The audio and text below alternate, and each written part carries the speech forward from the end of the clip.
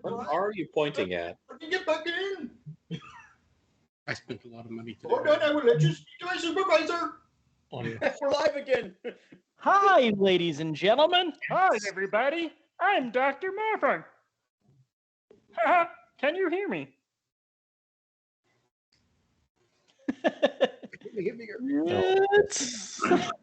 There we go.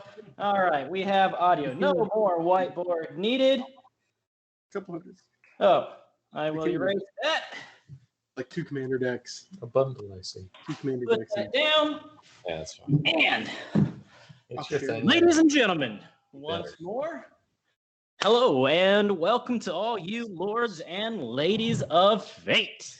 And You have dragons. once again found yourselves in the self-proclaimed only Twitch TTRPG stream that allows you, the viewer, to significantly impact the stories being told on your screens. If I can speak without stuttering, that would be nice. In order to do so, you must spend fate chips. These are our loyalty points that you can earn just by watching, following, hosting, subscribing, or even just for engaging with us in the chat. Use those fate chips to heal your favorite players, particularly from damage caused to them by monsters that you used fate chips to summon in random encounters after the party splits apart in a marketplace. You can also use those fate chips to do real world items like we lost our players. They React! died. He's very slow. Okay. Bugger off. You can use those fate chips to make our players say silly things, one-liners, your mama's so fat jokes, sing songs, whatever you like. We're probably good with it because it's going to be a lot of fun, and the more embarrassed I can make my players, the better. Tonight, we are playing Conan, Adventures in an Age Undreamed Of by Modifius Entertainment. I will be playing the part of Crom, the GM, who cares not for your worries. Joining with me tonight, as always, we have a fantastic cast, including, not limited to, but starting out with our most important man behind the scenes and moderator, Nat. Following that, we have a shadowy assassin named Verai. We have a Bossonian archer and ranger named Thornicius. We have a mercenary queen named Xenia. We have an emissary from far off Kitai who has melted faces with his very voice. And breath. No, that was your breath.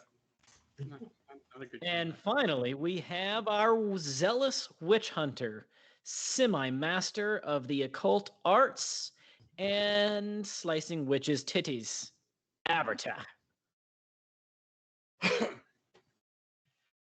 Tonight, we find ourselves in the town of Turner's Pass in northwestern Aquilonia near the borders of Cimmeria and the Pictish wilderness. Our party has found themselves in quite the predicament. You see, and bad weather sometimes just happens. So you see what happened was the party went out to the Pictish village. They got really high. They had some sort of shared vision of doom and gloom.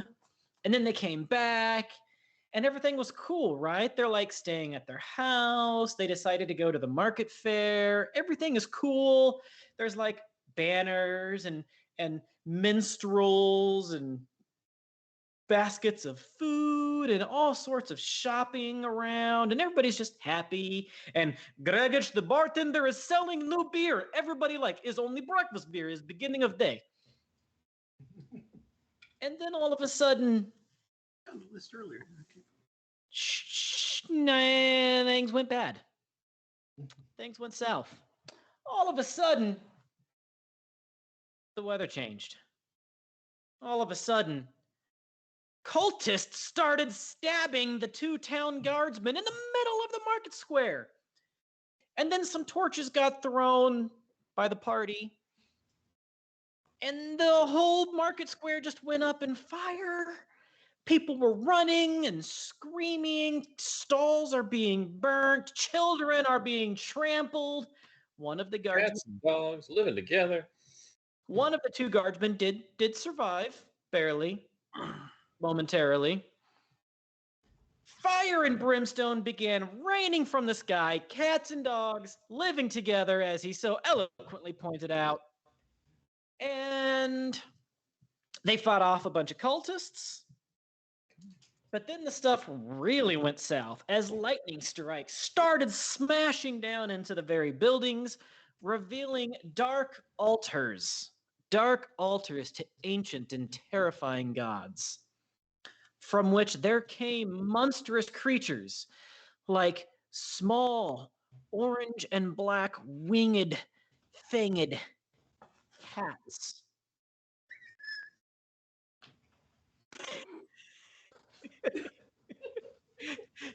And medium-sized dogs. Medium-sized, blackened, Your death charred, and smoking dogs. And finally, Somebody get me.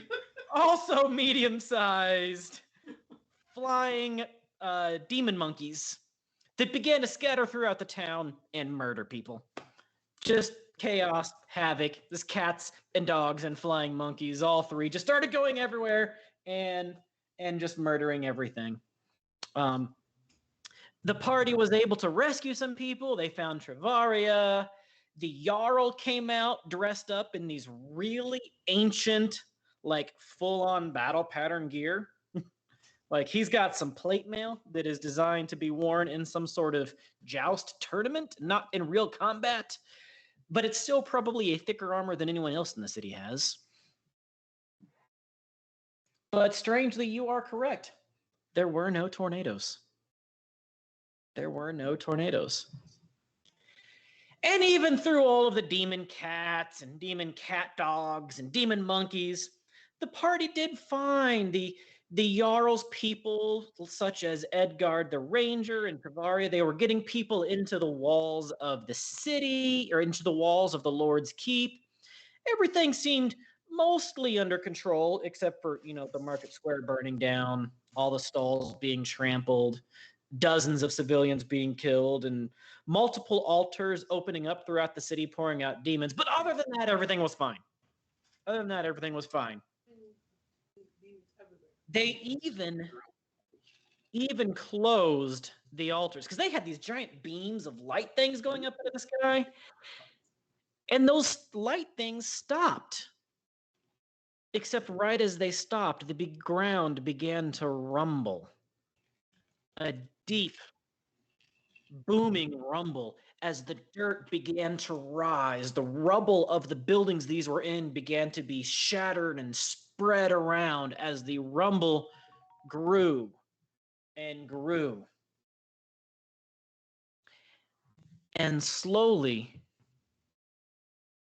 ever so slowly, but still faster than any physical being could be expected, from the ruins of the warehouse where the central altar was, grows a creature rising up, reaching out from this rumble and rubble. A creature of flesh, a creature of fire, a creature of bones, and a creature of void. One large, grotesque creature begins to climb up out of the ground. As it begins to rise 3 feet out of the ground, 5 feet out of the ground, it appears to be a head. 6 feet, 10 feet out of the ground, you see shoulders start to appear. You recognize that that head is some sort of mimicry, some sort of recreation of the very cultist that seems to have started all of this. Friedrich Horner, the general store owner, who's owned this warehouse. Wouldn't this be the appropriate time to say? A hideous mockery, you might say.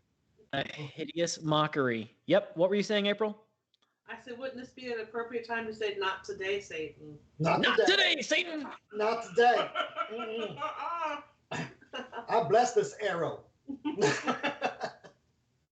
Well, here, give me that arrow. I will bless it myself There you go. as I apply a large amount of poison to it. As this golem, as this Not a biological entity.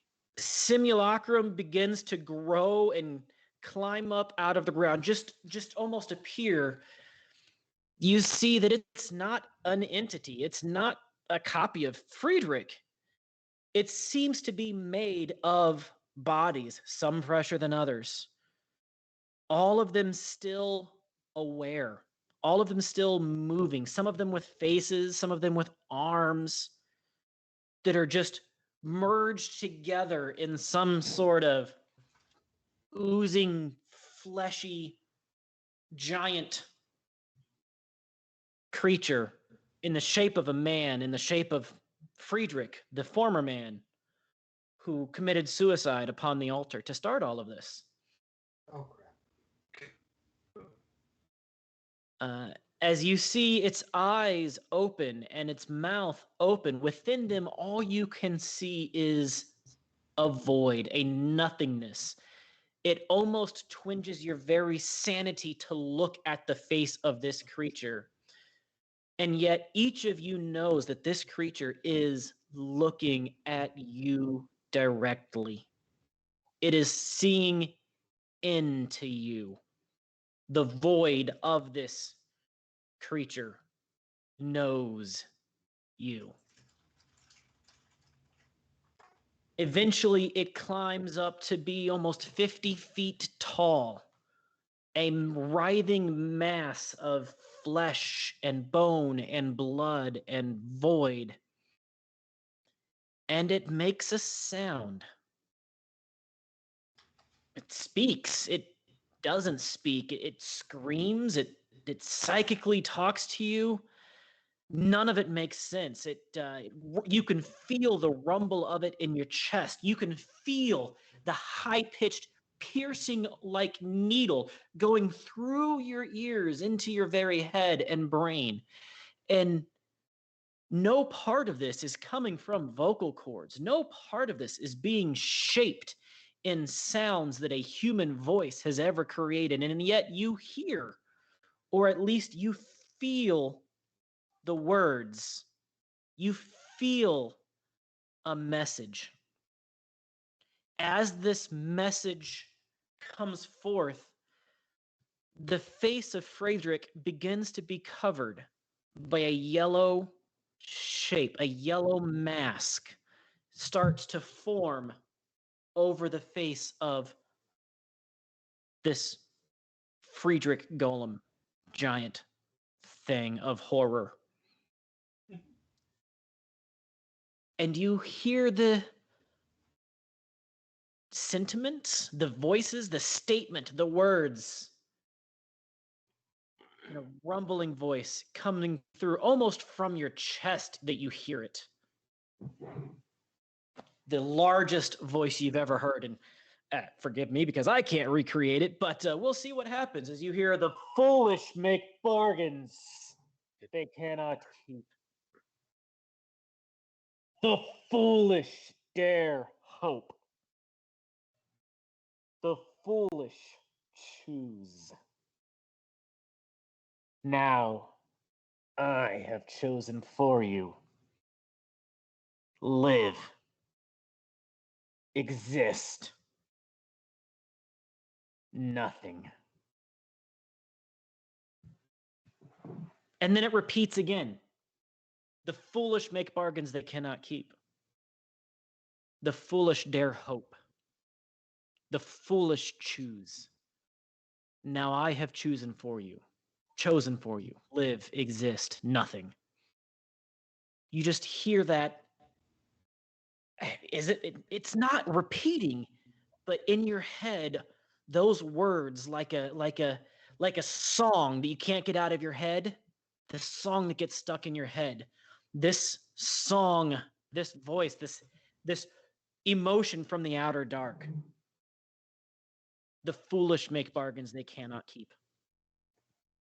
The foolish dare hope. The foolish choose. Now I have chosen for you. Live, exist, nothing.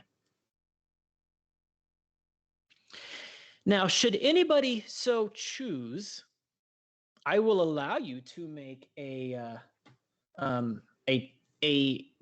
sorcery check to try to identify things about this creature, should you so choose. Go for it, Mike. I'm going for it.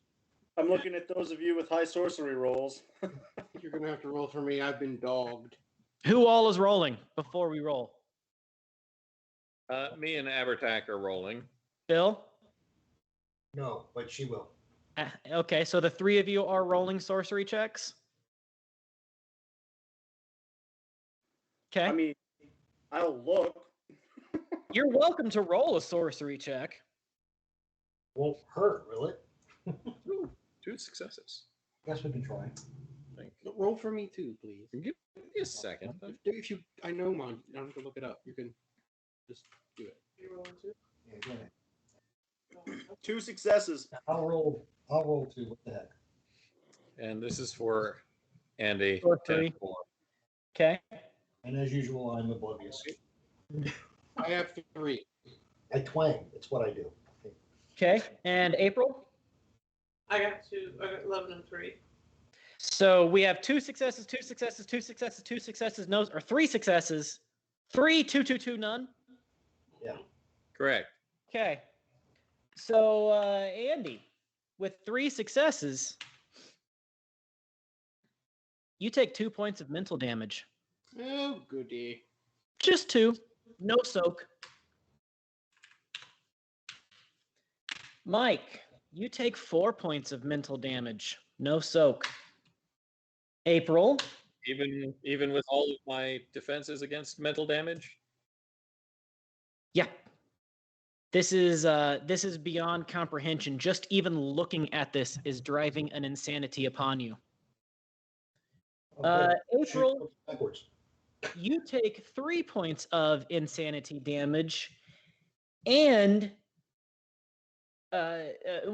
you take 4 points of insanity damage, April, of mental damage, and Bill, you take 3 points of. That's oblivious.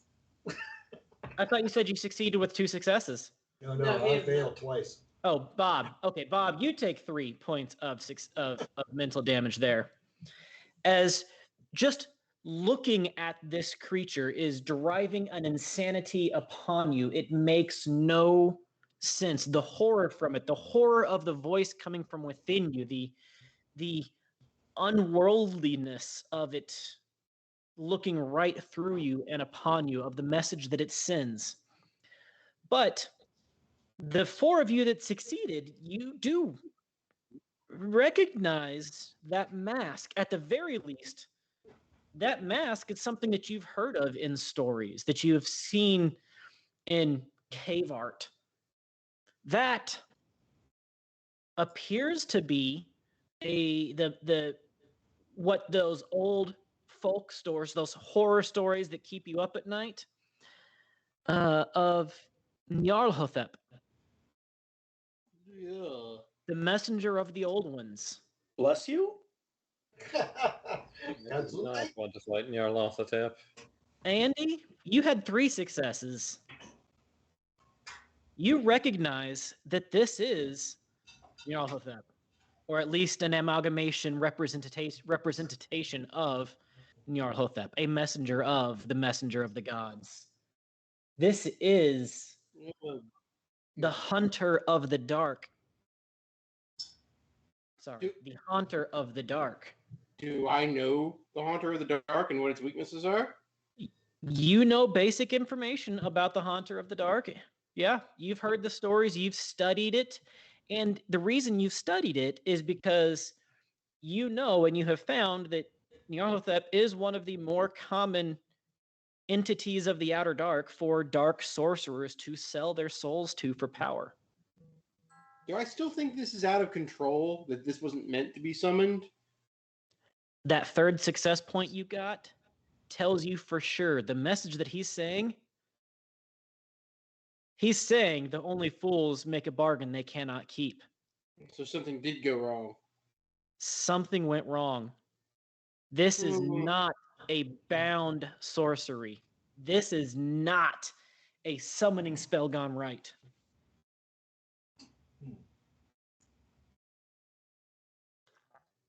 I'm still trying to figure out physically how I run away from this thing, but shoot bows behind me. I'm just trying to figure this out. Advance to the rear. So you weren't here, so you don't know this. But the Edgard and Travaria and a few others have been trying to get everybody behind the walls of the Lord's estate, of the Jarl's estate, and so we just kind of assume that you are up on the walls because this is all happening in the courtyard, and the walls of the Jarl's estate does overlook the courtyard. Okay. So as an archer, I would assume that's where you were going to be hiding, where there's a little bit of cover and a bunch of people. Yeah. I would always choose a high ground to give me. Yeah. range. So up on the walls of the Lord's estate is where I'm assuming that you are, along with most of the remaining members of the city.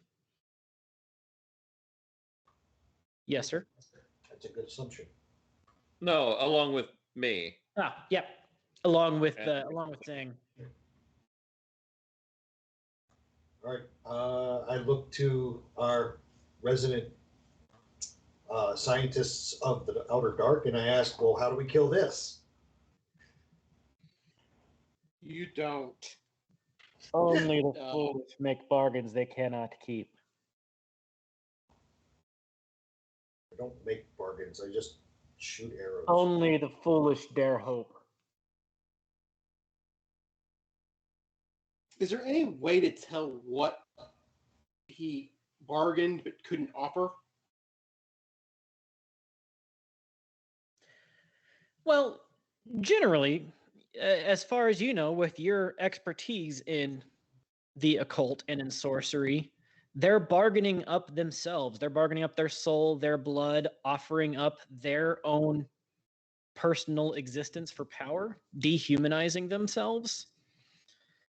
So generally speaking, what you would assume, particularly some mid-level but ambitious witch might do, would be making a deal with the literal devil. Or making a literal deal with the devil. In this case, making a literal deal with the unchained creature of the messenger of the gods of the outer dark that neither care nor are comprehensible in what their true motives are. Right, but what part of the deal couldn't they keep? Well, I mean, I may not know. Only one person can tell you that, and he slit his wrists on the altar, I think. one thing you did note in the last session that only 3 cardinal directions were activated. There's still a cardinal direction that hasn't been activated, yeah. Some other things that now make a little bit more sense is the cultists seem to have been thwarted at least 3 times now in 3 separate events that you guys have encountered the cultists.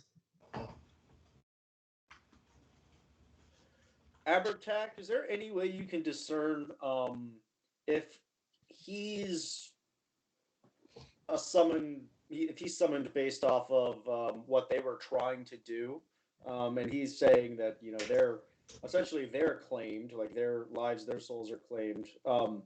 Is there any indication we might figure out what he wants? Like, is he going to dissipate and be like, haha, these guys were dumb, or should we actually try to? I don't think that these things usually can't exist in reality for too long, right? But it's probably well long enough to bring ruin to a countryside. I think we ought to head for the uncompleted ritual part. As weird as it sounds, if we complete the ritual, at least it might be bound. As you even say that, the giant, whatever the word is that I can't remember, begins to Amalgamation, yeah. the giant amalgamate. That's it. We're gonna go with amalgamate. It is an amalgamate. An amalgam. It is grammatically correct. Yeah, okay, Bush. An amalgamant would be a noun form of an amalgamation.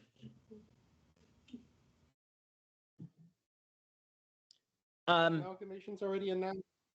Shut it. What was that? I don't know. We're falling It off does. the path. It does appear to be slightly smaller.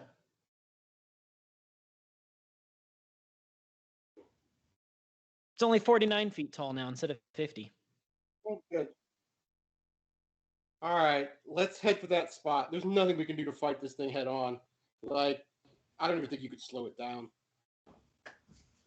I think The only people who will be able to make it there are the people I think who are on the ground. So let's book it. Let's split up, gang.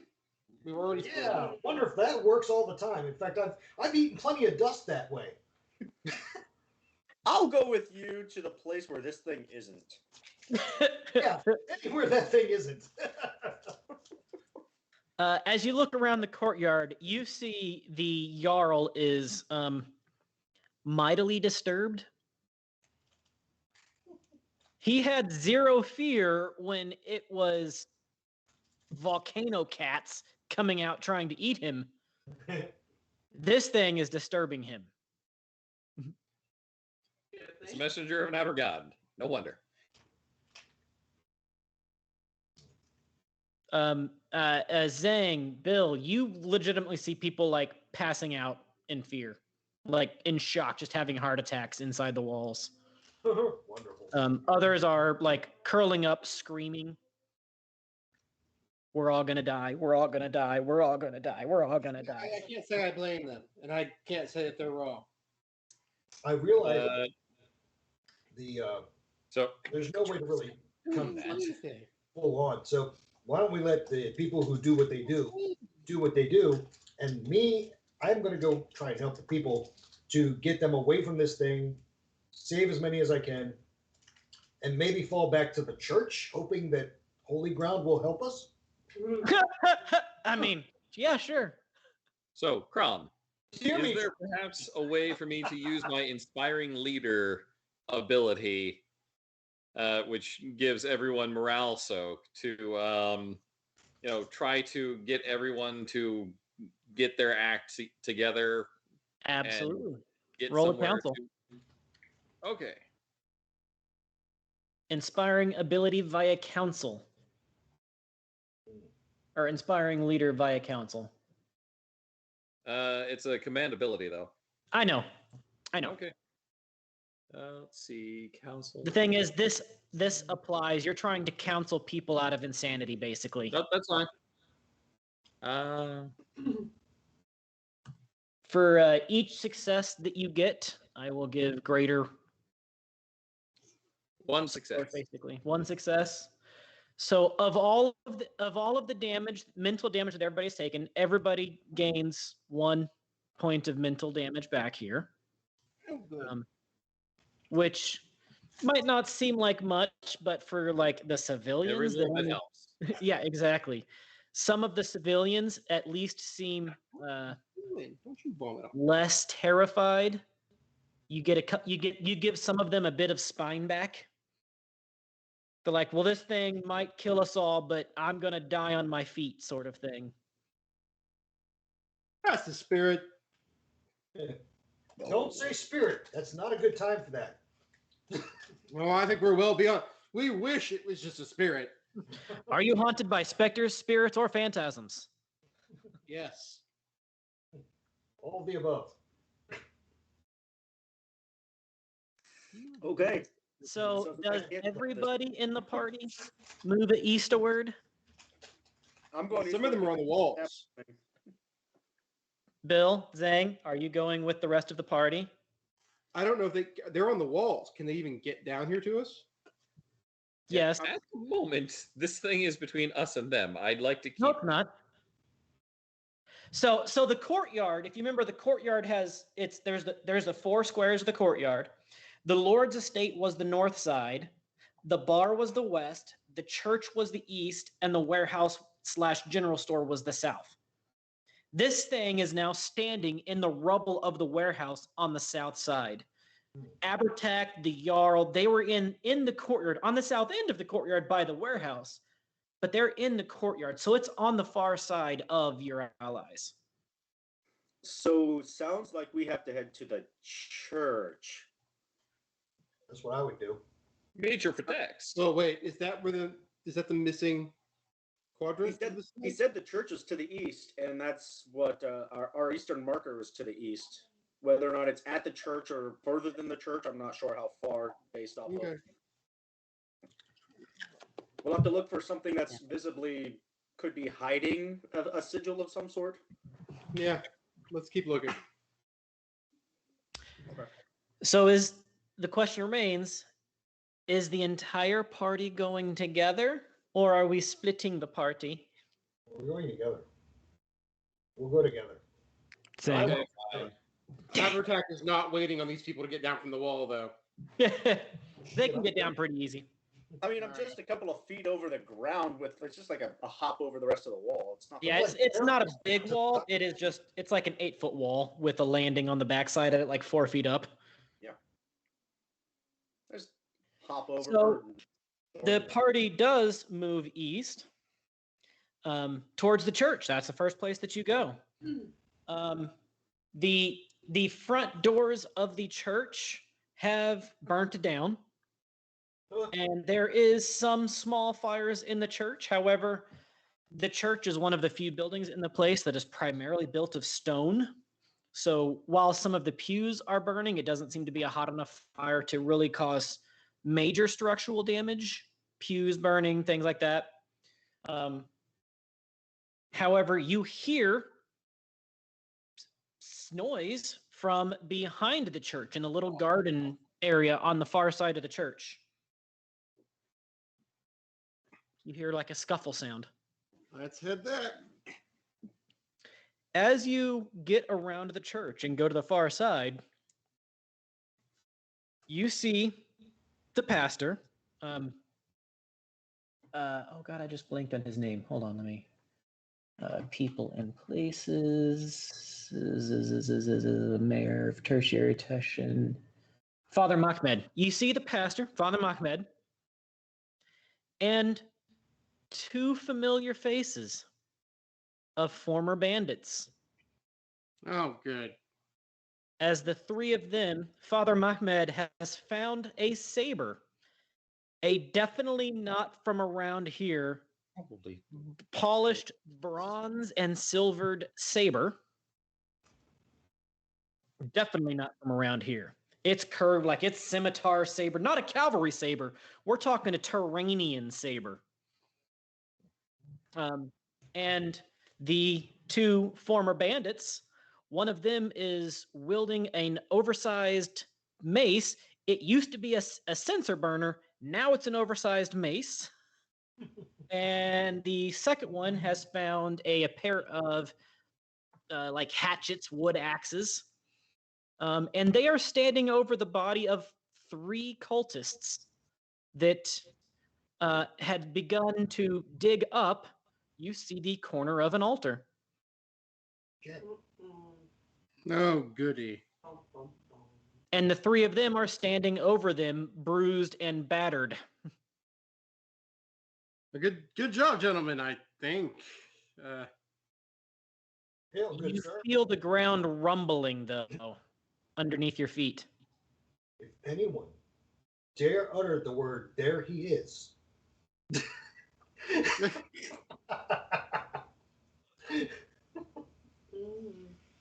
I'm still not sure what we do with this information. We only do that with each other. Inside joke. Dear Priest of Mitra, do you happen to know of a cleansing ritual for outer gods? What? Bless you. I don't know. That was his name. He takes an extra swig off of his flask. Fire and steel. That's all the cleansing you need. Fire and steel. Mitra will protect us all. I grab him. I grab him by the cuff and drag him outside to witness what to put fire and steel to. Yeah, you drag him around the corner to where he can see the thing, and he goes, "You're on your own." I didn't let him go. Abertac, we've got a body. The thing is smaller though. It's now only like 47 feet. However, the base of the creature now seems to the flesh things at the bottom seem to be separating from it. But it's separating alive or dead? Oh, they're still moving, oozing, writhing. Shedding zombies. Awesome. I mean, that's one way to look at it. Yeah. Abertac, if we take this corpse or this body of this cultist and throw it on the altar, how do we activate the altar to complete the ritual? Still don't think we want to complete the ritual. I mean, Welcome back, Rigatoni Pony.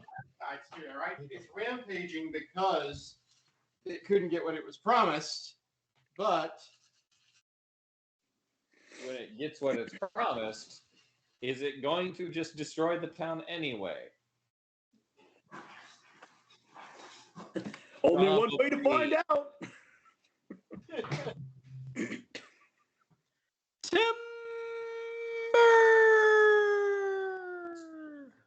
Only one way to find out, and it's not. Hi, Snowy. So, Hey, Snowy. Snowy. Hey, Snowy. Well, you got the cat's attention. Yeah, I have no idea what kind of noise that was. Or do I have any idea why this thing keeps falling? Gravity. It's always what my go-to. It's Nyarlathotep trying to ruin the game session. Flying Nyarlathotep. That's what I said. okay, so Nyarlathotep. with the You could go with the was it H.P. Lovecraft Society's Nyarlathotep. I thought that was what I said. You keep forgetting the TH. Oh. Well, it could Oh. be. It was either that or what was the other option? Yog-Sothoth. Oh God, no. Okay, so Abertac believes we should complete the ritual. We've got a body. We know where the altar is. I don't know if just feeding it a body will help, but I guess the question is, do we try to finish this off or do we try to, what if we just let it chase us? It's shrinking. Do you think we could? I'm all for burning this particular altar to prevent it from being activated in any way. Desecrate the altar? Well, the other places that we saw were just sigils. Is this like actually a stone altar? So, actually, no. That's a good point. It's one that I didn't explain. In the warehouse, Bob Veri, when he went in there the first time, found an altar. There was a blood altar with a blood sigil upon it, was what he found the first time. Theoretically, that had been destroyed by the town watch. Theoretically.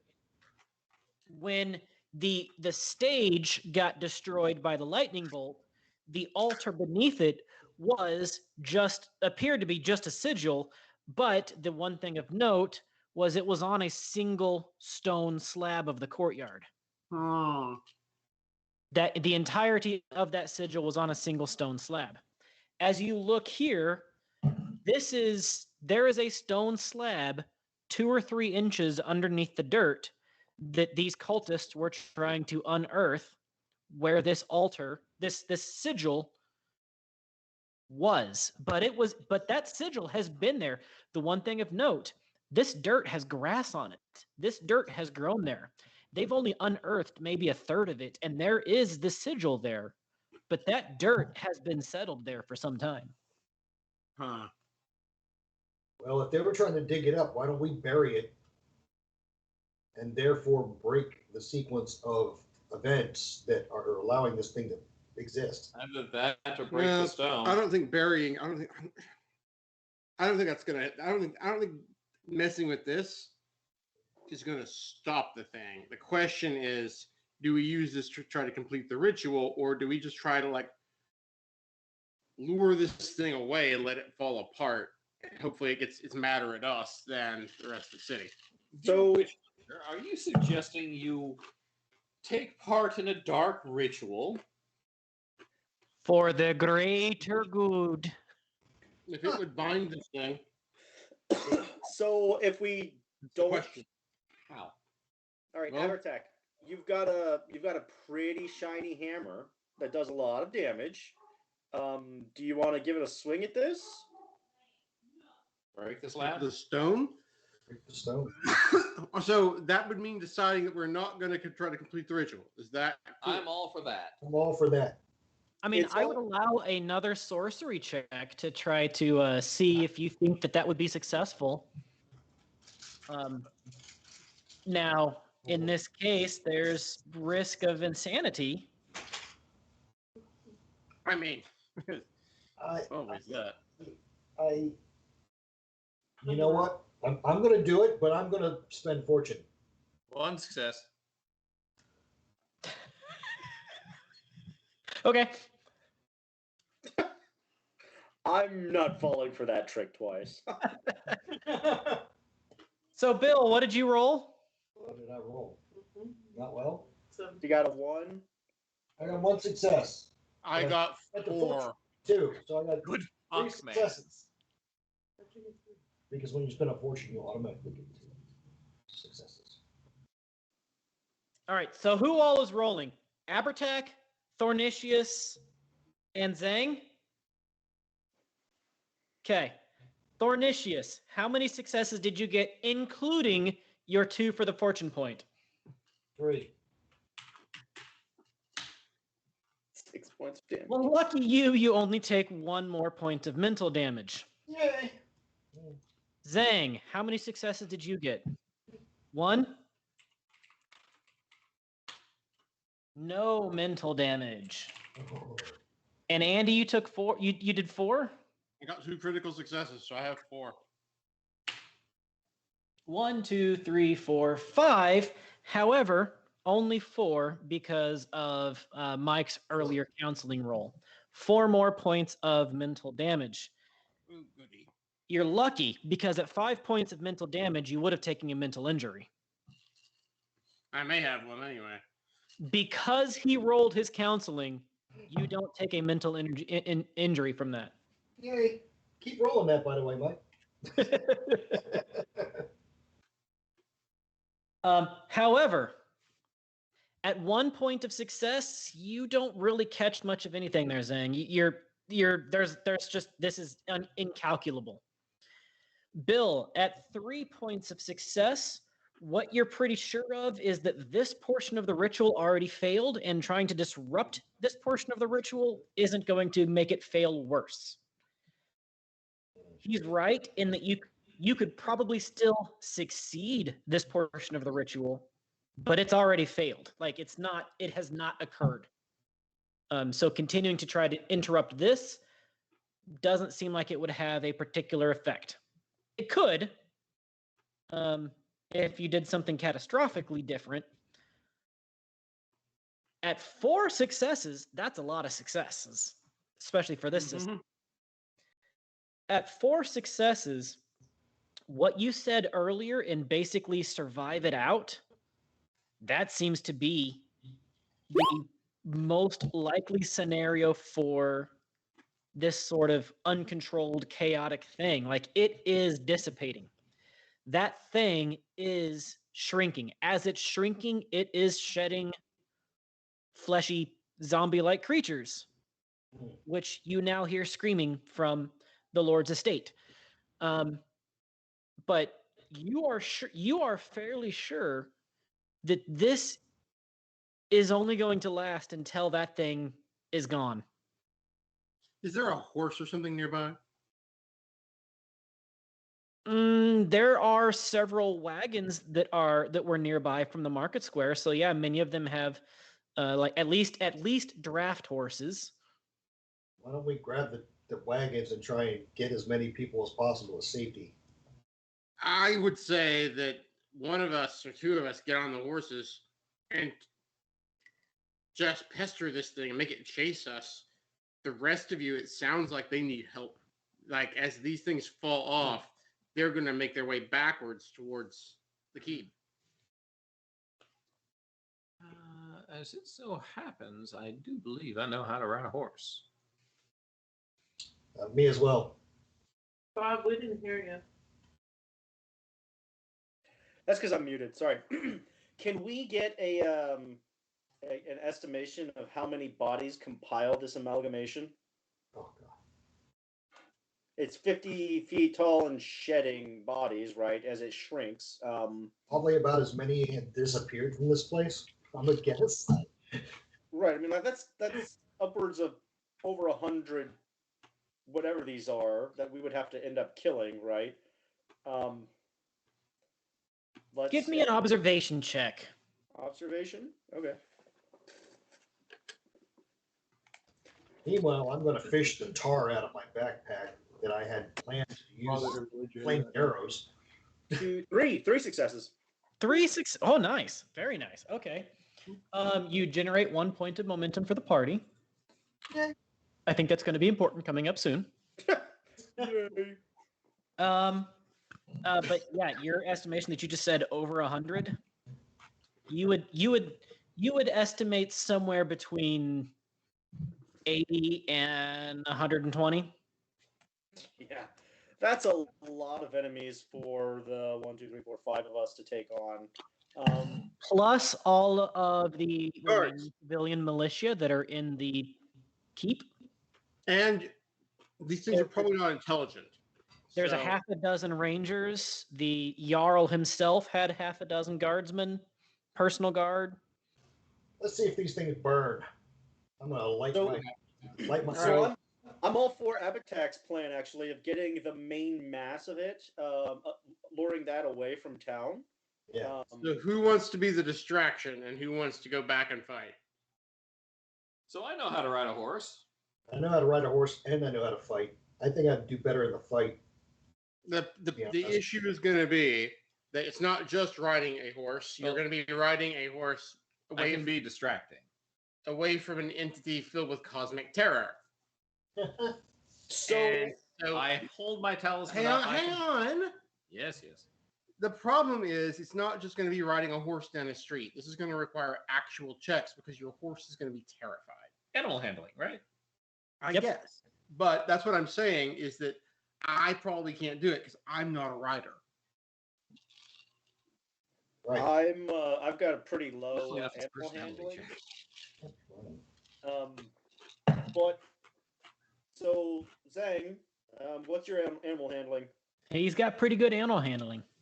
And you've got a really booming voice that could, if not, I mean, you're not going to hurt this thing, but you can at least distract and toss around its shedding minions to really kind of like rile things up for them and get them to chase As you. I said, I'm probably the best on the Alright. horse here. All right, so good I will luck. say one thing about your animal handling. You don't have any points in actual training for it, which means both a 19 and a 20 are critical failures. This is correct. So, yeah, what about yours, Bill? Is yours better? I have 2 points of expertise and 2 points of focus in it. So Or But what's the your- total roll? I'm decent. 11. 11 or what'd you lower. say? 11, Much better than me. What's your total? 13. Tharnicius, you were at a 9, not an 11. Oh, I thought you added the 2 together with the focus. No. The focus is what it takes for a critical success. All right, this is on you. The rest of us are going to circle around and try to keep these things from eating everybody. And So- drink Mai Tais and watch you run away. Bill, if you look at your sheet, you'll see your personality attribute of 7, right? Uh-huh. And then to the right are the 2 red boxes, 2 for expertise, 2 for focus, Right. which makes your total expertise 9 and your total expertise 2. Or sorry, your total focus 2. Okay. Does that make sense? Yeah. Okay. Focus is your critical success number. You need that or below. Expertise is your success number. You need that or below.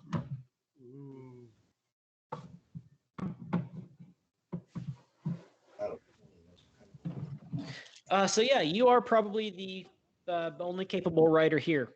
It comes naturally for one from Katai. Obviously, your people pride themselves on their writing. You're more from like the northern side of the Katai, you know, the Mongolian style Katai. Yeah, your people were horse riders for sure. We can only hope. We can only hope. So yeah, I'll It's in say my blood, if not in my training. exactly. But yes, you can absolutely find some draft horses. If you want to spend a point of fortune, we might be able to change that to something better. Otherwise, you find draft horses. I will spend a point of fortune to find myself a decent warhorse. You know what? They're Better handling, less likely to be frightened. You know what? Your point of fortune goes to good use. You do indeed find attached to as you come around a street, a stable on the side of the bar. Just not really the stables, but a place to store horses. You do see what looks to be, I don't know if this maybe a guardsman's war horse, maybe the captain's war horse or something like your eye identifies this thing as bigger, stronger. It's not a draft horse. This thing is built for speed and muscle, and it even has some light barding on it. Like what now? Barding, armor, horse armor. Oh, horse armor, yeah. Oh, the thing. It has has a it has obviously a spot where weapons would normally be attached to it, like a quiver and a bow attachment and a sword attachment, although none of them are actually attached right now. Observation check to see if they are nearby. You don't even need to roll. The only people nearby that you see are like maybe peeking out of a window, and the rest are behind the Lord's estate. No, I mean to see if the weapons that would have been attached are anywhere stashed nearby. Okay, no. They're not. I will attempt to make friends with this horse and hop on. So give me an animal handling to make nice with the horse. This is probably the most important role. Yup. Mind if I spend a point of momentum to gain a third die? Go for it.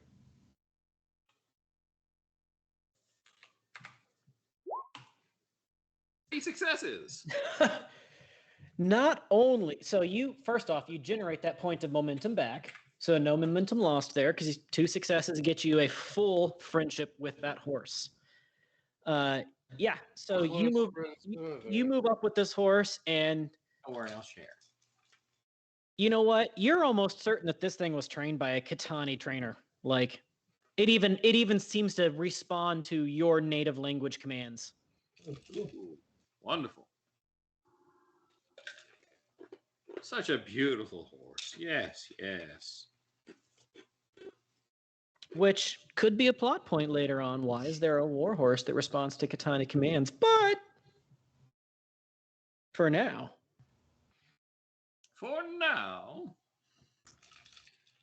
I will lead him towards the abomination. Amalgamation. Sure. Yeah.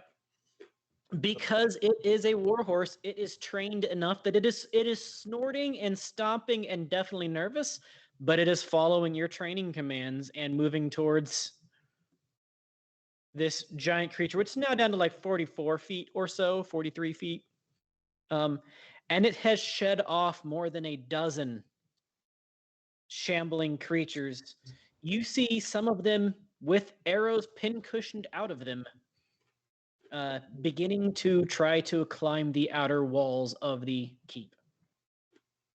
Okay, can I find a source of flame so that I can light these tar arrows that I have? Well, yeah. So actually, here's where we're going to go ahead and roll initiative. Okay. I mean, there is no initiative in Conan. I just like to say roll for initiative because it's a fun statement. Actually, that's a pretty... Roll for initiative. This is the part where we go Mad Max meets the Kentucky Derby. I mean, I am drinking Woodford Reserve, so... It is mine. Okay. We'll do yours. Oh, I know. Bardstown Not special. Goulet. So What's that? Mine At was the least it's first not roll. Goulet. The second. Bullet bourbon. It's bullet, damn it. I know what it's supposed to be, but they're from Kentucky. They say bullet. They don't say bullet. Ain't that right? Oh yes. Or All right, so party goes first. So you see Mike's character tuck off aside and then come back pretty quickly with a beautiful warhorse. And he begins to head into the square. As soon as you said warhorse, the dog looks up like, I know. Warhorse.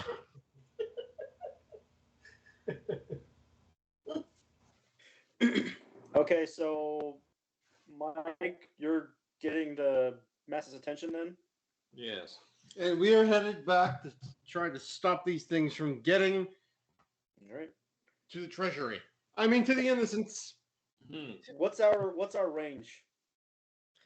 At the moment, you're ranging from medium to long, depending. Okay. Are we starting? Yeah, we're good? started. Like, combat round, begin. There's Okay. more than a dozen creatures, and you expect a lot more to be hearing every turn. Okay. So I'm going to pull out my bow. I'm gonna aim for one that's at a medium range.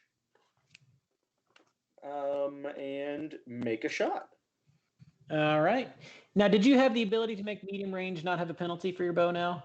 Correct. What is it? Accurate? Yeah. Yep. Okay. Just No, making wait, sure. no, wait.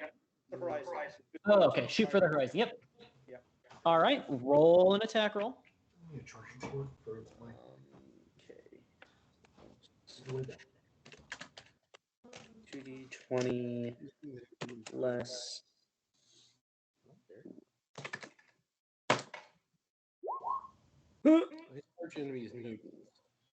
Fortune. Why not? All right. You generate a point of success with your point of fortune. Roll for damage. Sorry. And your bow does 4 dice worth of damage. Yeah, 46.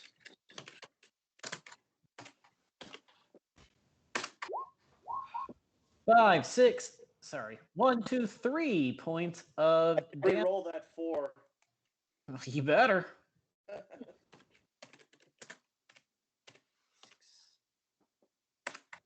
With another 4. Well, with the vicious trait, you still dealt 5 points of damage. However, much of that 5 points of damage seems to be soaked by their oozing amorphous blobby hides. All right, blobby. But you did deal at least a couple of points of hurt to one. Cool. Now we know. So I look at Vera and go, now, your master. Now that you've bragged about it, you know you're going to roll some critical failures, right? 2020. Now watch him master. Ow! And he shoots his big toe off on him. Again. You're going to hold it up too close to your nose. It's going to take your nose with it. Bo's got your nose. Haha, Bo's got your nose. Yes. And I am taking an extra minor action to aim, and I'm going to use a full load of arrows for my volley. Oh, you're using volley? Okay. Yeah. And they're flaming arrows. Hopefully this makes a difference. So your minor action would be lighting them rather than volley. Volley doesn't take a minor action. That's just an ability of yours. But if I remember right, it costs momentum, doesn't it? Yeah, it gains momentum. Equipment. Weapon qualities. Volley. This ranged weapon can be used quickly, allowing the wielder to unleash volleys. An attack with a volley weapon does not expend any shots. The user has enough ammunition to last the fight, barring complications. Further, A load of ammunition can be spent to perform a volley. So you use one of your loads of ammunition that you have, adding a bonus die 20 to ranged weapon test to attack and a damage dice to the weapon's damage if the attack hits. So basically, you get 1 extra dice attack, 1 extra dice damage. Okay. Let's go back to this and reroll it. So it's now But you expend a load of ammunition doing it. And then my key. 3. I'll write the dog too. Aha! 2 really good successes out of that. All right. Well, then you generate the party 1 point of momentum. Roll for damage. I think it's what electric dice now. Are you attacking the same one that Bob attacked or a different one? As a volley, I'm trying to hit just the main mass. I'm not really aiming for a specific. I'm trying to hit the main mass, do as much damage to as many of them as I can. Pick one to damage. The one he hit then. Okay. 7 or 8. It's 8. There's like an extra D6. So in this case, kind of think of volley as the Legolas. Or better, not even the Legolas. Think of Hot Shots Part 2, where he like drops 5 arrows at the same time. Yeah. Or the Robin Hood Men in Tights. He just unrolls arrows. That's what volley is. Oh, wow, sir. Does your bow have vicious on it? Finely made Bostonian bow. Qualities. It has piercing 1. Okay. All right. So piercing is its only bonus? All right. Is that right? Is it really just piercing? Yeah. But it's a very long range weapon. Let me just double check that. I have the ability of accurate under my ranged abilities. When making a ranged attack, I can reroll damage dice equal to the amount of ranged talents and the ranks acquired in them. And I have about 1, 2, 3, 4. So I can reroll some of those. 3. Oh, yeah, you do have 4. So you can reroll up to 4 damage dice.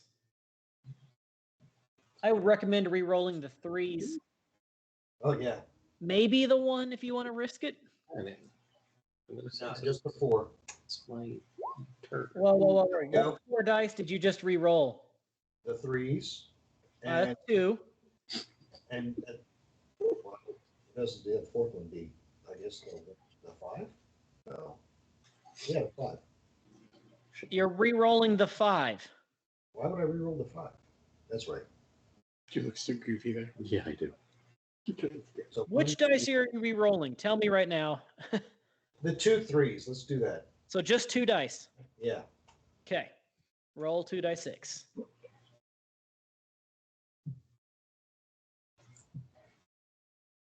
There we go. All right. I got at least 4. 1, 2, 3, 4, 5, 6, 7 points of damage, with 1, 2, 3, 4 of them being piercing. Yeah, you pierce through its armor. It takes 7 points of damage. I mean, you got a twang, twang, twang into this creature. Bob, you fired your arrow. It hit the creature. It kind of goes, brr. Bill, you hit the creature, then you hit the creature, then you hit the creature. It goes, brr.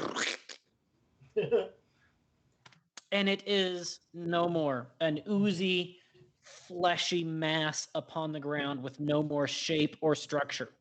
Now, can I loosened it see for whether you. the flames made a difference? Oh, I forgot. We didn't even roll for flame. Yeah. So that didn't make a difference. So keep it.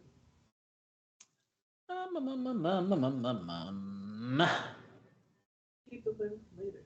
Okay. But yeah, I can just we'll let's retcon that and say that these weren't flaming or that only one was flaming. Yeah, we'll just retcon this one for now. Say it wasn't flaming at the moment. Okay. Because I didn't even think about flaming, but you still deaded it. Okay. I don't know how many flaming shots that you have, because I know you only have a limited number.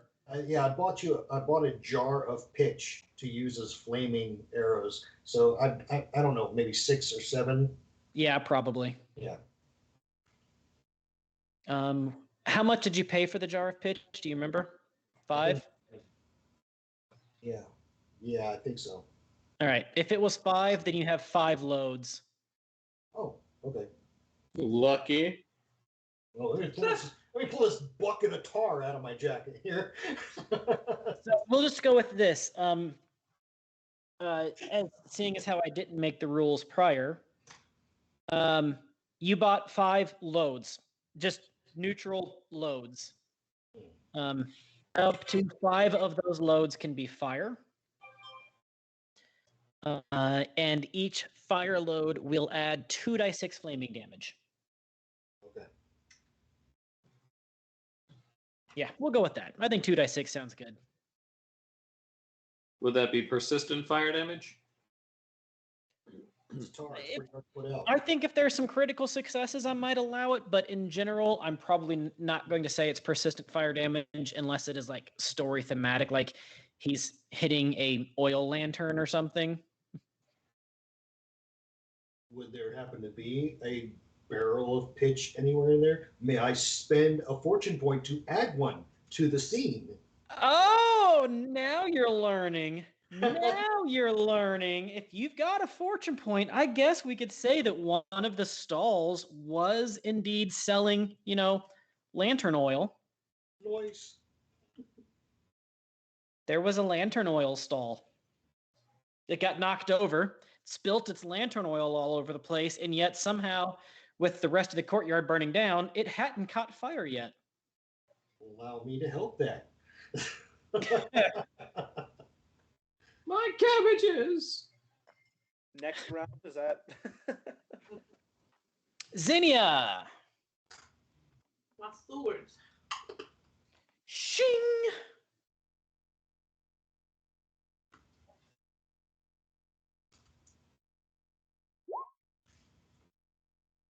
That's 2 successes, I believe, because your melee is no, your melee is 11.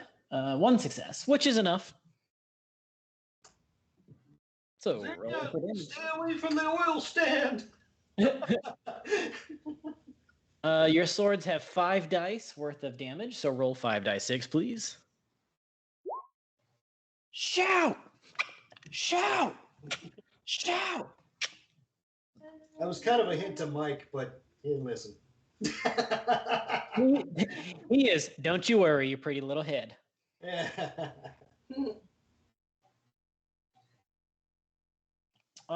Let's see. 1, 2, 3 points of damage, which is enough to damage it, but not quite defeat it. There's a little bit of damage dealt there, but would you like to spend a point of momentum and use some paired weapons going on? Sure. All right. We got 3. Okay. We are now down to 2 points of momentum remaining.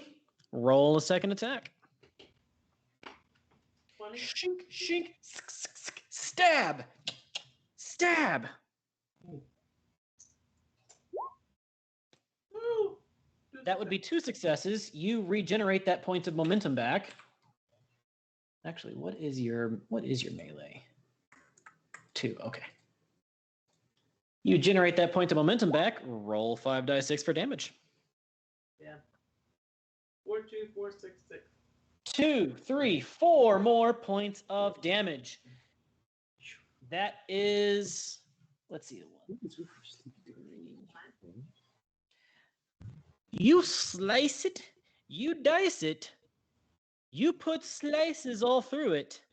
However, this is not a creature of logic and physics. This is a creature of insanity and depravity. It somehow continues to move through your sword slices.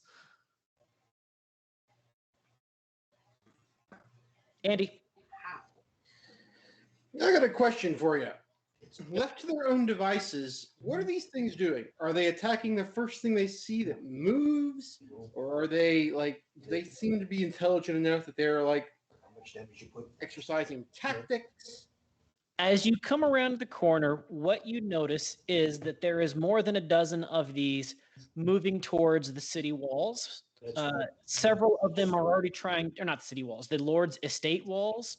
Several of them appear to already be climbing the Lord estate walls in a way that does not belie physics, like they're just oozing up the walls in order to get to living creatures. You don't see like formations, so they don't appear to be like led by a commander. They're clearly going after the living, like they have a goal of some kind. They're driven. Okay. As I move in with my hammer, I'm gonna shout to our friends with bows, like to try to get the ones that are climbing, knock them down at least. But if you can wait until one's almost to the top to knock it down, that saves us at least from dealing with it while it's climbing. And then I will roll my attack. Are you going for the same one that Zinnia has already massively damaged, or a different one? I'm gonna let Zinnia handle her own. Okay. She looks like she needs help. She very successfully stabbed it twice, but these unholy abominations still appear to be moving. Oh, I think I missed. Let me look. Yep, I missed. As Abertech comes in, don't worry, boys. I got this. Swing and a miss. I was just seeing if it was actually where it looked like it was. It was a displacer zombie. They're very dangerous. I meant to do that. And I believe that makes it the 11 zombies' turn now. I haven't said or done anything. Yeah. I thought your action was trying to get in there and make a distraction, or make attention on the horse. Yeah. No, I'm going to call out to Nyarlathotep. Okay. Specifically saying, yes, I'm. Hey, you Your second-rate horror is outer so dark god wannabe. You aren't worthy of licking the sweat from Nodin's taint. Roll for persuasion. You savage. I mean, or I would allow sorcery, but let's go for persuasion.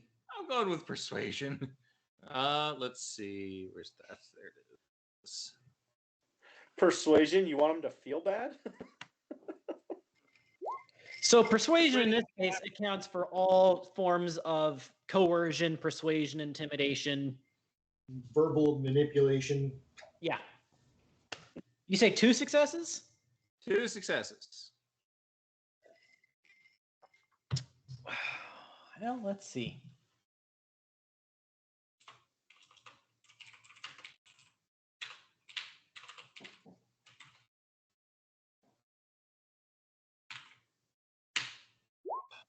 Two is greater than 1. 2 is greater than 1. Yeah, of the 12 that you can see and the more that are appearing, none of the 12 that you can see that are, or none of the ones that you can see that are at the walls even respond. They are dead set on climbing the walls. However, he's trying to distract the big guy. However, now that it is their turn, the 12 more that shed out of it, that separate from the mass of bone and flesh and void and blood, rather than separating into a small horde pointed at the walls and the living, all 12 of them seem to appear almost in sync with each other and staring, moving, flowing, oozing towards you.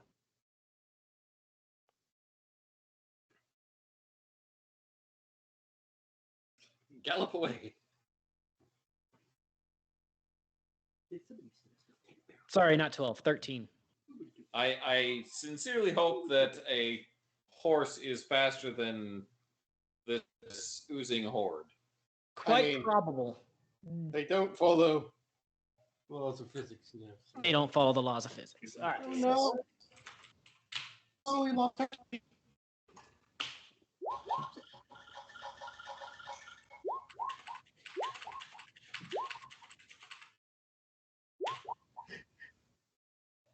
Oh.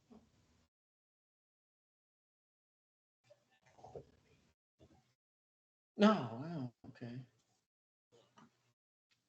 Oh.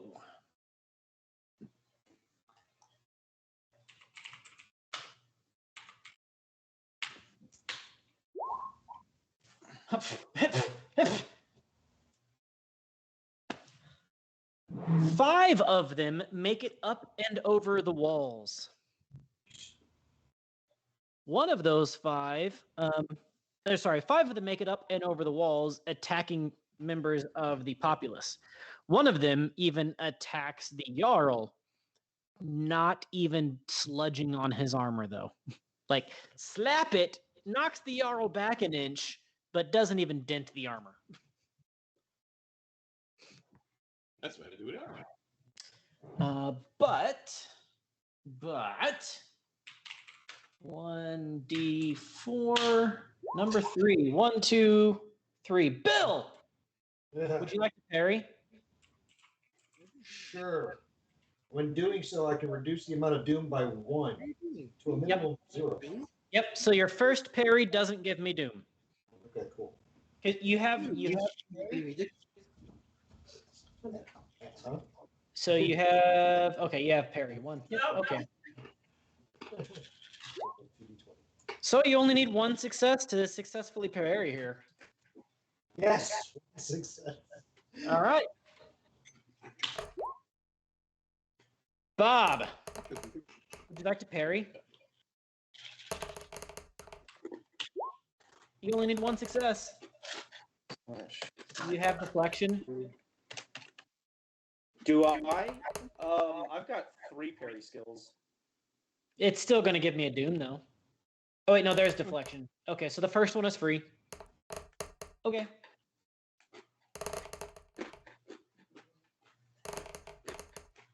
Okay, so How is the crunching that loud when you are 6 feet away from the microphone? No, I'm not even complaining. I'm like, wow, that microphone is picking up crunching from 6 feet away. 2 successes. You successfully parry and give the party a point of momentum.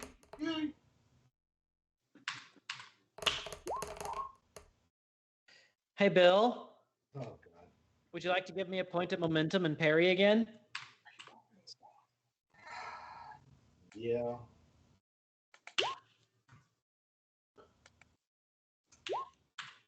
No. I should have never touched the button. I was gonna say, why did that See what happens when you don't let me know? That's what he hates.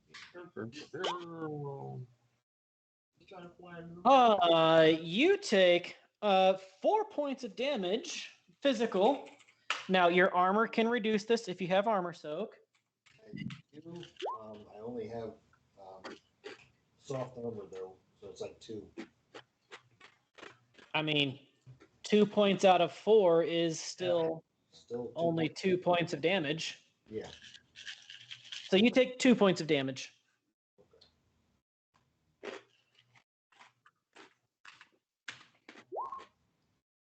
Abertech, would you like to parry? Crunch, crunch, crunch, crunch. Shut up.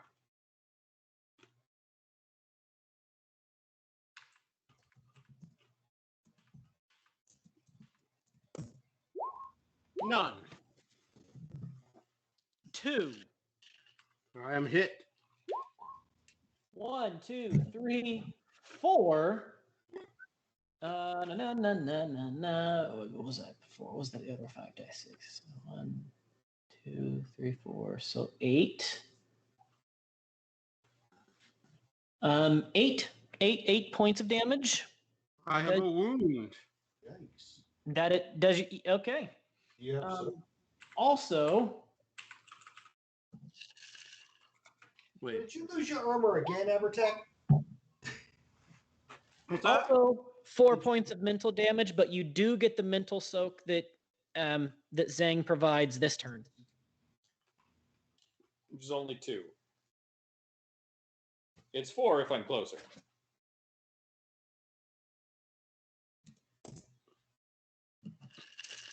As their horrifying visage in otherworldliness drives you to terror and insanity.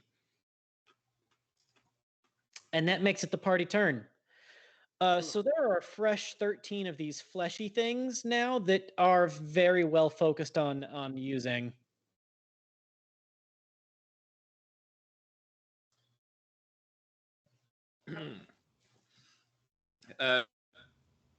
Shouting my shoulder as I gallop away. Is that the best you can do, you wimp? Yes. Roll an animal handling. You only need one. Basically, don't critically fail your animal handling check since it is a warhorse. Success. Right. Good enough. You succeed. 2 points. No, just 1. 1 point of success. All right. So And you said persuasion. do I? Let's roll the persuasion. Let's see. 2 successes. The next 13 also appear to be focusing on you. How big is he now? Only about 30 feet. Okay. He's lost 2/5 of his height. I am leading them away from the tower, away from the civilians and whatnot. Out West, out. east, or south? The courtyard is in the north. So the Jarl's estate is the northern end of the courtyard. Okay, south. The warehouse is the southern end of the courtyard. If you ride south, you're riding past the courtyard, the warehouse, and the altar. Okay, let's go southwest. Okay. The east is the church where the half altar, and then the west was a barn that also has an altar. All right, Southwest. southwest it is. Next. You all right? So you said one of them came up and I parried that. Yes, you did. Is it a minor action to switch to my sword to attack it? Yeah, minor action. So it's allowable. I can attack him. Okay. Yep. Then I must melee him. Sword or spear? Sword. Okay.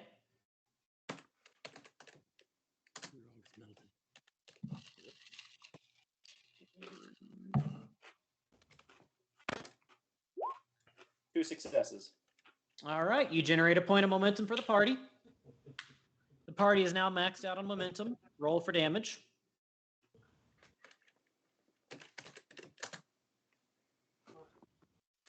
Five, 6.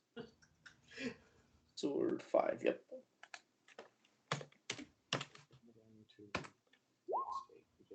1, 2, 3, 4 plus effect. Effect being parry. Hold on. Pause. I can abilities. Which one is it? Melee. When making a melee attack, reroll damage dice equal to blah, blah. I have 1. I can reroll that 4. So I will reroll the 4. Hey, Jerry, never mind. I got it taken care of. I'll reroll your 4. I did. It was a 3. No Thank help. you. Yeah.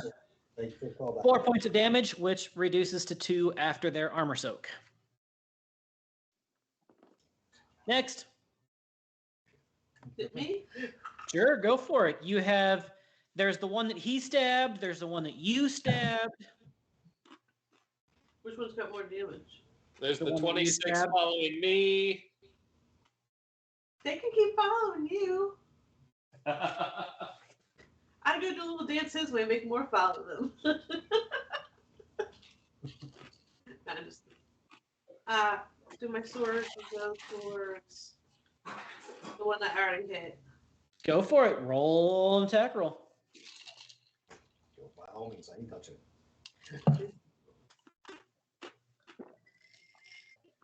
Oh, damn. Do you have 3 points in melee or just 2? Just 2. Okay, so you got 3 successes there. So you generated 2 points of momentum that are going to expire if you don't use them here. Might as well use them for an extra couple points of damage. Right off the bat, 2 points of damage. Roll for damage. 5d6 plus 2. That was a nice one. But it's still a nice jug drinking our good water. Our good one.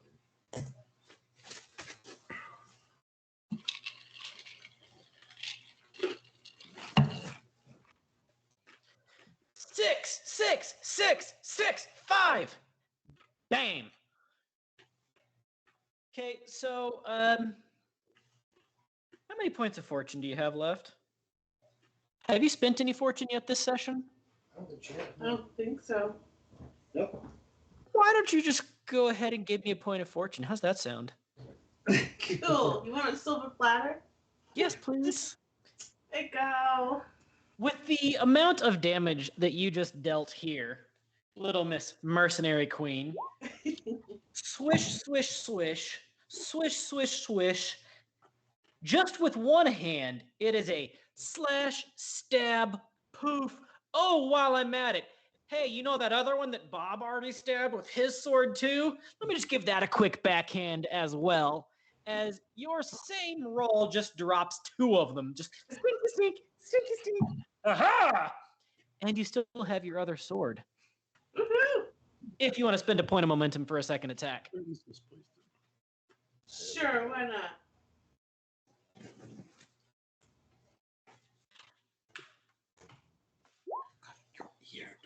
One point is 1 point. Good enough.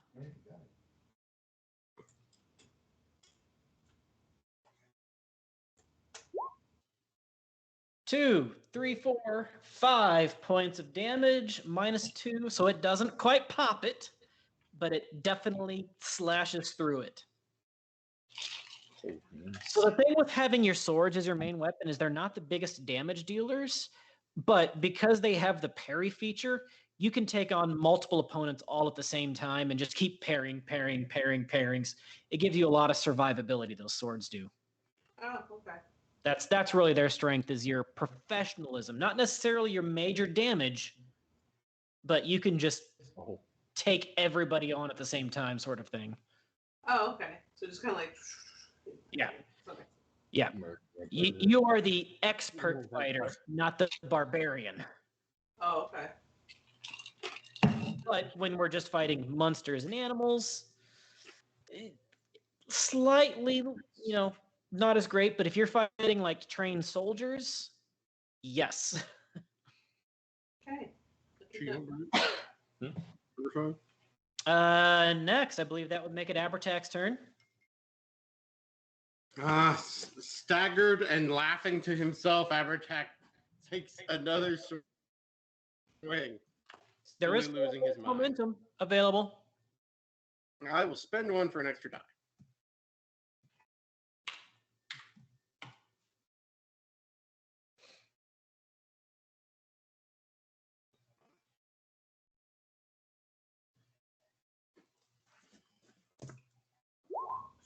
Oh, wow.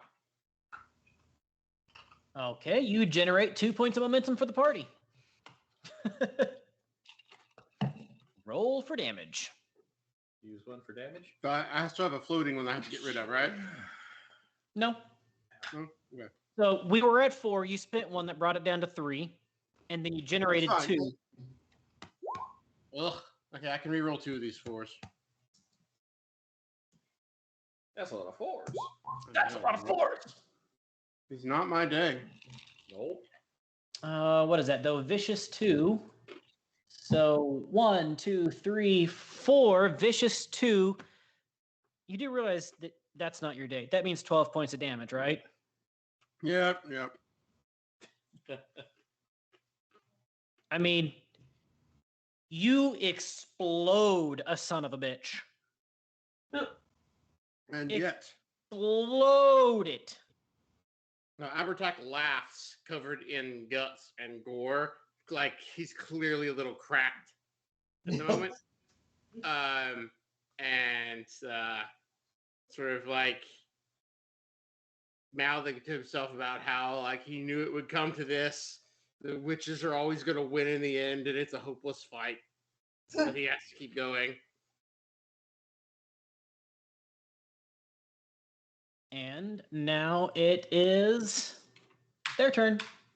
Wait, you skipped me. Did I? Yeah. Did I? Did you? Yes.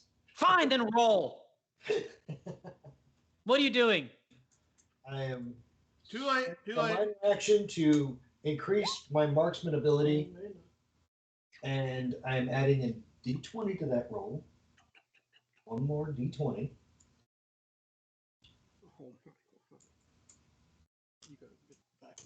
How are you getting the extra d20? Oh, because of volley?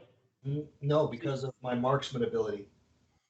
I'm going to spend a momentum to get an extra dice. Oh, Isn't that I just thought you got that automatically. Can't you just do that by spending momentum? I also gain an extra momentum if I succeed. Oh, spend a minor action before attempting a ranged attack. When you do this, gain 1 additional momentum for the attack. Yes. So that doesn't cost momentum. That gives you a point of momentum for free for a minor action. All right, cool. But that point of momentum has to be used for that roll there. So basically, it's a free attack dice. Right. So that's what I used it for. Yeah. All right. So you're rolling 3 attack dice, a 14, a 15, and a 13, and you have a 16 in range. So all 3 of those are successes. Hitting that oil barrel. So you've got 2 points of momentum you've got to spend here, otherwise they expire.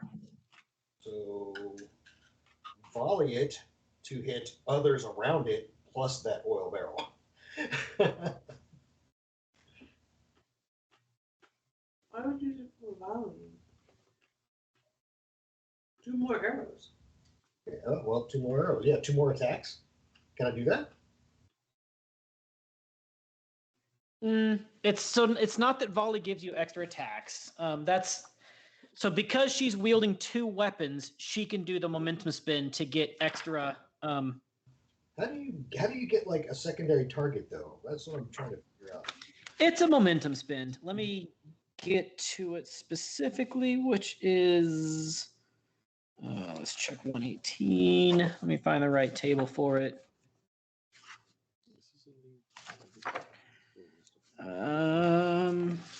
Nope, that's not on 118.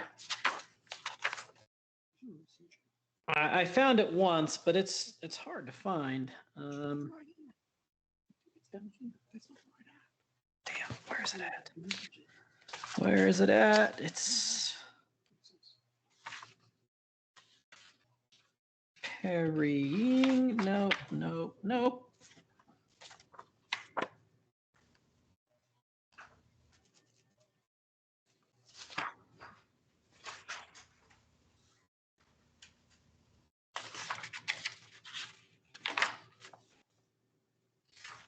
Sorry, I'm trying to find this specifically because there is a thing, standard actions, attacks, brace, exploit, assist, pass, ready, recover, skill, tent, sprint. No, not there.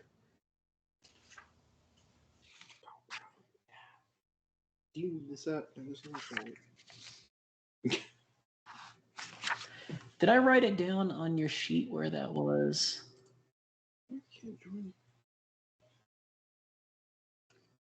No, I did not. Erg. Okay, so here I see it saying a memento spend does not have to be directly linked to allow the character to gain a secondary effect. No, generated that momentum. It may instead allow the character to gain a secondary effect or benefit, having succeeded so significantly on something else that the character can now do something else on top of what the original skill set. What do you think?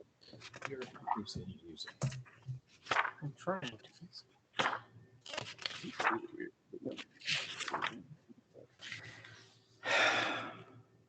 time is it? I don't want to use up all of our time, but I'm trying to find where I had this. I know I found it once before. Yeah, about 10 minutes.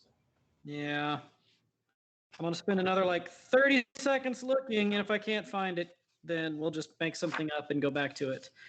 Swimming, falling, covers, twinkle chaff, free actions. Dual wielding. When using the swift action momentum spend, if one of the character's standard actions that round are different types of attack or use different tools, the cost of the momentum spend is reduced to 1. Excuse me, making me do it all the time. Oh, Thank you. I know that song. Oh, so this is standard action, brace, ready, recover, skill test, but it's not listed there.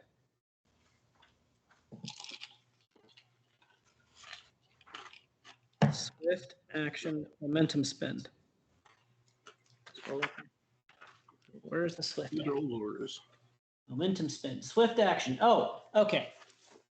For 2 momentum, you get a second attack.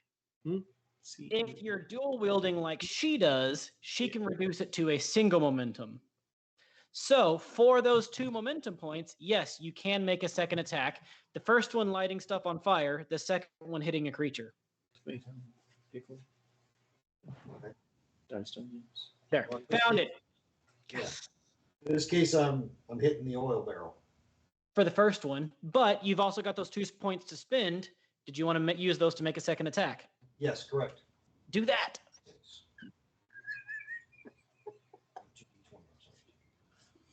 Give me that streak of the poor cat. Two successes. Also, don't order. All right, you've got an extra momentum point to spend then. Okay. Add a dice to it. Roll damage +1. This is also burning, correct? Did you expend a load? Yes. Okay, yes. All over the damn place. But yeah, this is He's lighting that oil all sorts of fire. all over. I hope it gets all on their faces. This entire courtyard is just getting covered in the load of this oil. That's a lot of loads. Oh, wait. That's a lot of loads. That's lightly colored oil. Is that for Is it? No. You roll. Wait. No, it'd be 96. Your bow does 7 dice 6 damage, so 9 dice 6 +1. Yep. 1, 2, 3, 4, 5, 6 points of damage. +1. And you've got piercing on 2 of those points, which is enough to negate their armor. So 6, 7 points of damage, including fire damage upon critter. You, again, pop another critter with your arrow, and you also light a chunk of the courtyard on fire. fire? Again. Light it up! Fire! Do you want to roll the fire damage, or do you want me to roll the fire damage? You go ahead. I'm bad at that. No, it's 2 points of damage, but there's no armor soak on that. So, that makes it their turn.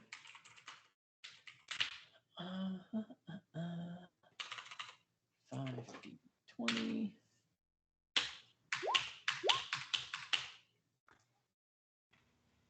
None of those are any good. Wow. Okay. The defenders are able to kill 2 of the remaining 8 zombie creatures.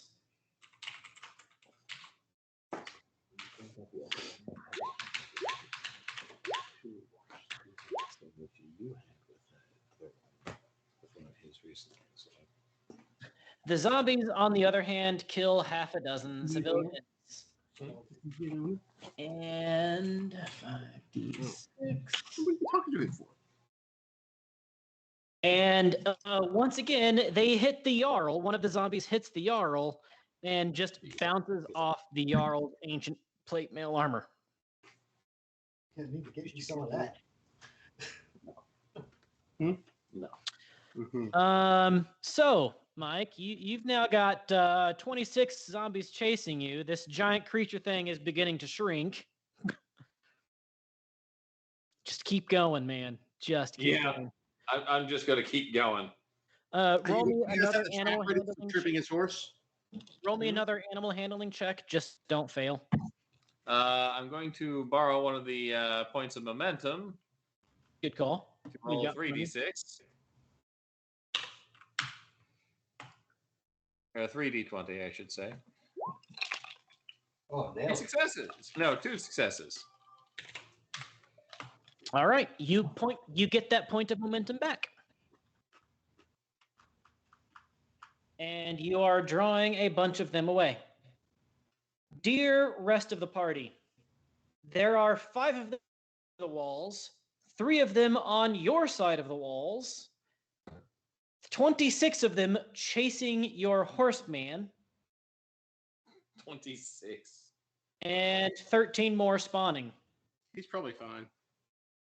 You said 5 on the wall?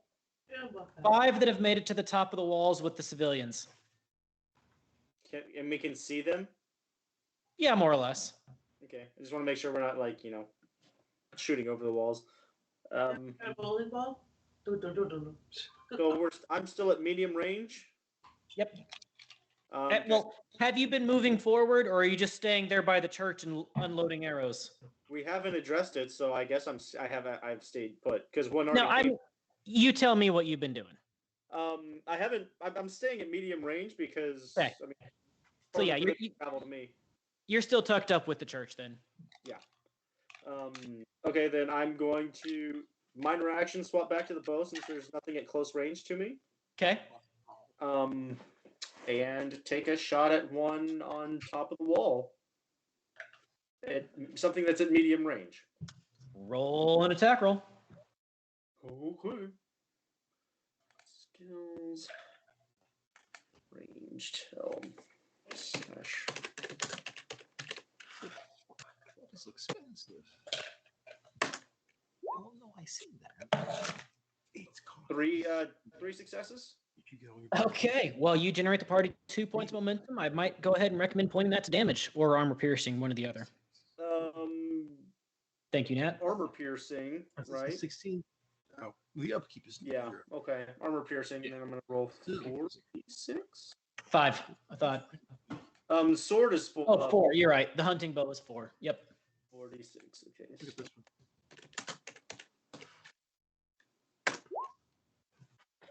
2 points of damage, both of them effect. I re-roll some of that. Go for it. Gear, no abilities. Ranged range. I can re-roll the 3 and the 4. Do it. A 2 and a 4. Nice. 5 points of damage with 3 effects, bringing it up to 8 points of damage, and it's armor piercing.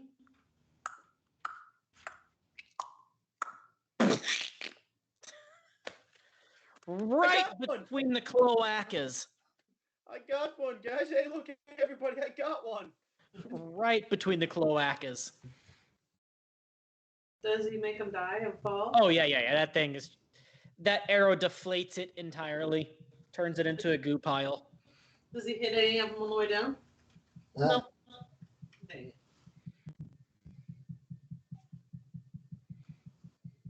Is that my turn? I'm guessing. Yeah, go for it.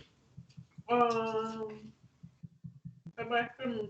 No, I'll stick with my swords. Can I use momentum since? So, yeah, you've been moving forward, so there's still some within reach. Yeah, so you can go ahead and attack one. If you want to use momentum to get extra attack dice, you can. Okay, I'll do that.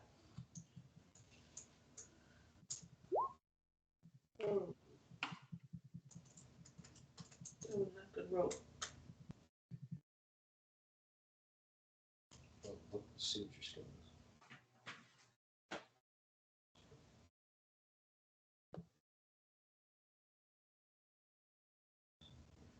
Were you using momentum?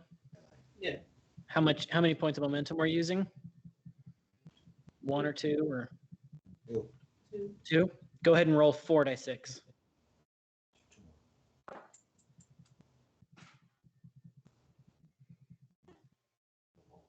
No, sorry. Roll 4d20. My bad. I misspoke. I was gonna.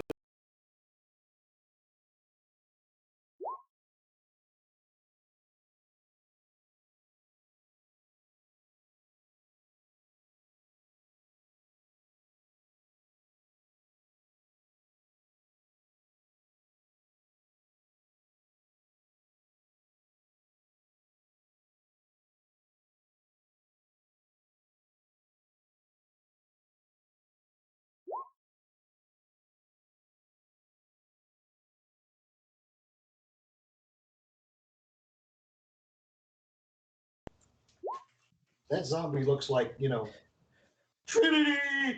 1, 2, 3, 4. Yeah, you're right. Matrix surrounded plate. Dodge this. 1, 2, 3, 4 points of damage to it, which is unfortunately not enough to slaughter it. Abertac, All right. there are 3 remaining, one of which she's injured that you can get to with melee weaponry. I'll go ahead and hit that one. Okay. I'll try to. There's also 26 over here. Those are yours.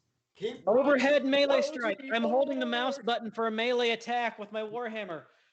Holding got heavy one. attack. Heavy attack. Heavy attack. Roll for damage. Heavy attack. 2, 4, 5.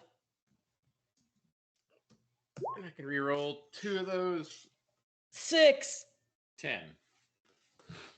10 points of damage is enough to pop that son of a gun. He's still giggling to himself, spattered with his black eye core.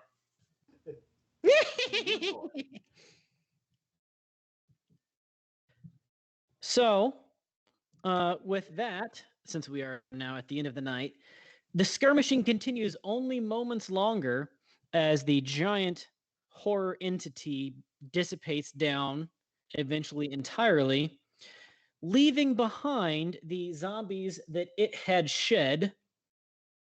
But about that time, right about this time, surprisingly enough, coincidentally enough, one might say, in charges dozens of randomly dressed, weird-looking brigands into the town, led Ooh, it's the boy! led by one Kitani, who looks not just, Kitani, and so you could be racist and say they look the same. I mean, we're talking damn near an identical twin to your partner. He looks exactly like Zhang, except he has a very large scar crossing across his face from his forehead down his shoulder. That's probably where you injured him when you were young. Yeah, you shouted at him. And this disorganized mess of brigands and bandits charge in, most of them even overcoming their fear, to finish off and help protect the town. What? And that's where we end it for the night. So, ladies and gentlemen, if you enjoyed the show, please hit the follow button. Also, check out the YouTube channel. We have up there all of our past episodes. So please subscribe, give us a thumbs up, like us on your videos. Tomorrow, though, however, Barovia never sounded so sweet as Frank, however you want to say it. It's weirdly spelled. For those that have watched, you know what we're talking about. He eats dream pastries, and Echo makes flower crowns for everyone. Check it out from 8 to 10 p.m. Eastern. Thursday, we will have an impromptu loneliest streamer show. However, that's going to turn out. It ought to be interesting. Sunday, we will be back to the jungles of Chult at 9 p.m. And then Monday, we are here for Star Trek from 8:30 to 10 p.m. Eastern. Next week, from 7 to 9 Eastern. We will be back here for, sorry, not 7 to 9, 6 to 8 Eastern. At 6 o'clock Eastern next Tuesday, we will be back here for Chapter 2, Episode 11 of Conan, and we will find out why the boar is here protecting the town. Ladies and gentlemen, you're amazing. Good night. Good night. Good night, sweetheart.